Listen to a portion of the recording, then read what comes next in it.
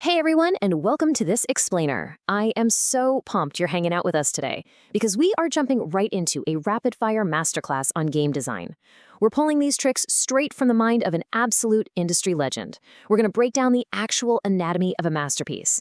How the greatest games go from just a tiny spark of an idea to an unforgettable pixel-perfect reality. We've got a ton of ground to cover, so we're going to use the lens of classic retro art styles to really make these animated concepts pop. So let's jump right in. Right off the bat, let's tackle a massive question. Why exactly do some games become absolute masterpieces while others just kind of fade away? It's really tempting to think it's just magic or that making games is simply a bunch of folks playing around in a studio all day, but we've got to bust that myth right now. The reality behind the scenes is incredibly structured, it's deeply intentional, and it is driven by an absolutely relentless focus on the end user. I want you to let this philosophy really sink in for a second.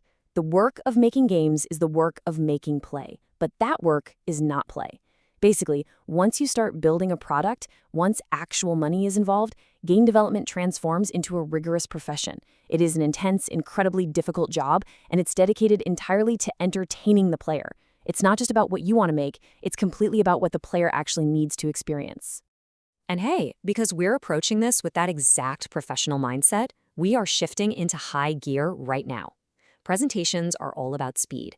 When you're pitching an idea or trying to explain a complex concept, you've got to be dense, fast, and super impactful. So we are mimicking that exact rapid-fire momentum for you today. 60, that is the magic number. In the gaming world, 60 frames per second is literally the gold standard for game speed and buttery smooth mechanics. It guarantees that inputs are responsive and visual feedback is instantaneous. So we're treating this whole explainer with that exact same 60 FPS energy. Fast, smooth, and totally frictionless. Which brings us right to a very simple golden rule. Cut the fat. Just like a perfectly optimized 60 FPS game engine, we are stripping away all the fluff today. No drawn-out filler, just the absolute best, most actionable tricks and tips straight from our source material. Section 1, the professional mindset. So look, professional game design is all about executing a targeted vision for the audience, totally regardless of your personal tastes. You might absolutely love cute, cozy aesthetics, but you're assigned to texture a horrifying, rotting zombie. Well, that's the job. So what actually happens when you're acting like a pro? You're staring at a blank screen and the ideas just won't come. Well, you force them out through structured association. First up, clearly define the theme or the exact problem you need to solve. Second, rapidly iterate through mental trial and error. Just try things. Third, and this is huge, don't stop associating. If you need to put out a fire, think of water, right? Then think of sand, then a giant bucket, maybe a vacuum. Just keep those associations flowing. And finally, step 4, filter the best ideas later. It's all about quantity first, quality second. Moving right along to section 2, mastering classic visual design. Some of the absolute most timeless design innovations actually came from dealing with intense hardware constraints.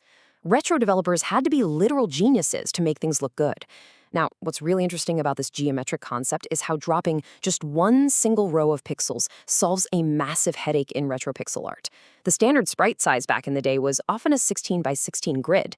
But an even grid doesn't have an exact center point, right? So perfect circles always look just a little bit lopsided. By intentionally using a 15 by 15 grid instead, boom, you get a true center pixel. This allows for perfectly round, incredibly appealing character designs.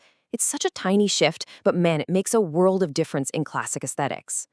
Seriously, these classic developers were unbelievably clever. To actually fit these massive, engaging worlds onto tiny, low-memory cartridges, they had to invent incredible memory-saving strategies. Take a basic round enemy, for example. They'd often draw just one half of the character and let the hardware mirror it. Bam, memory saved.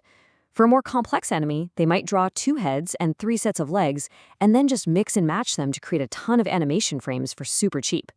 And for those massive screen-filling bosses, they'd draw half the boss, flip it, and actually paste it into the background layer instead of eating up precious character memory. I mean, that is just absolutely brilliant. Now, I want to slow down just a second to let this master-level art tip really sink in. Do not draw the asset, draw the light that reflects off of it. If you're painting a tree for your game world, you're not just plunking down green and brown pixels. You're creating a canvas that reacts to environmental lighting. Where exactly is the sun? How does the light bounce around? Adding that atmospheric depth is exactly what separates flat, boring art from worlds that literally feel like you could reach out and touch them. Okay, onto section 3, mechanics, polish, and UI. So now that our world is looking beautiful, we need to zero in on how the player actually interacts with it. This is the connective tissue between the player holding the controller and the world on the screen, focusing heavily on interface and mechanical feedback. Have you ever stopped to wonder why the best games have such iconic menu screens? Well, reading text is fundamentally slower. It relies on your analytical left brain processing. But color-coding those menus, like using a really bold red for a fighting mode and a calm, cool green for a collection mode, that creates instant recognition. It taps straight into your highly intuitive right brain processing. Your player instinctively knows where they are before they've even read a single word. And once they actually get into the action, the visual feedback has to be flawless. Here are the rapid-fire rules for perfect hit marks. Those super satisfying flashes that happen when an attack lands. First, you must prioritize the exact center of the hit. Second, you must never let the visual effect completely hide the character. Third, you need high brightness contrast so that thing really pops. Fourth, keep the duration incredibly short and snappy. We are talking fractions of a second here. And finally, mix dark and light colors so the spark is visible no matter what, whether the background is a bright daytime sky or a super dark dungeon. Satisfying combat relies entirely on these split-second visual cues. So this all builds up to a crucial point, a real golden rule of game design. Reward the player based on how good their actions were. It's really that simple. Risk and skill must directly dictate the payoff in your game's mechanics. If a player takes a massive risk, they absolutely deserve a massive reward. And the dynamic between different attacks perfectly illustrates that exact risk and reward philosophy. Think about a standard jab attack. It's incredibly fast, and it's extremely safe. The risk is very low, so the reward, the damage it deals, must also be low. But what about a heavy smash attack? While it has a slow windup, it leaves the player totally exposed and vulnerable.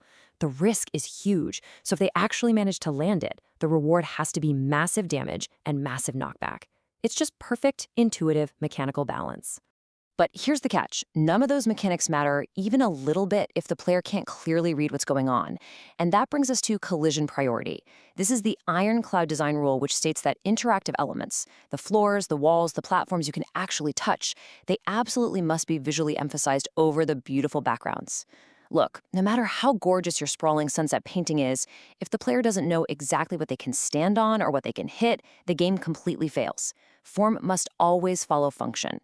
All right, bringing it home with Section 4, the ultimate player experience. This final stretch is all about the holistic journey of a massive project. Game development is a marathon, not a sprint. It takes years. Teams get tired, and man, it is incredibly easy to lose your way. And that is exactly why you need the lighthouse concept. This is the core appeal and the direction of a game that a director must never, ever lose sight of, even in the middle of the absolute wildest storms of development. Whether your concept is the sheer joy of launching opponents off screen or the pure terror of survival, that initial core idea has to serve as an unwavering guiding light for the entire team to rally around. Which brings this whole explainer full circle, right back to exactly where we started today. The ultimate goal of creating a piece of work is nothing other than entertaining the player. That's it. Every single decision you make, every clever 15 by 15 pixel sprite, every color-coded menu, every single frame of a snappy hit mark, and every carefully balanced risk and reward mechanic, it all serves this one single ultimate purpose. You are quite literally building joy. So I'm going to leave you with this final thought as we wrap up today's explainer. Are you going to build games that merely look good on the surface, or will you use these deeply intentional tricks and tips to create worlds that truly come alive for your players? The tools are all right here. The lighthouse is lit. Now it's time for you to go out there and build your masterpiece. Thank you so much for hanging out with me, and keep creating.